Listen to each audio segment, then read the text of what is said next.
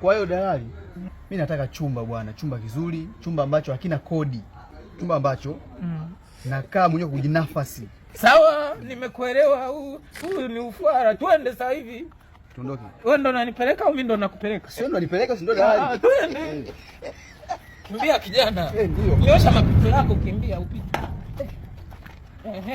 Wenzako washapata chumba. Sasa wenzako na wenyewe wapo kwa kujinafasi. Hichi hapa ndo chumba chako, siwe kwa sasa. Wewe itabidi ukae hapo. Hapo kuna mtu. Pale mbele pale, itabidi ukae pale mbele. Wewe unataka chumba chako, chumba cha milele. Nyumba ambayo haina kodi, si ndio umesema? Sijamaanisha hivyo. Hichi chumba hichi unakaa kwa kujinafasi milele, amina. Hakuna anayekusumbua, unajengewa na geti kama hivi, hamna kodi ya serikali, hautaji chakula kununua chakula, unakaa tu.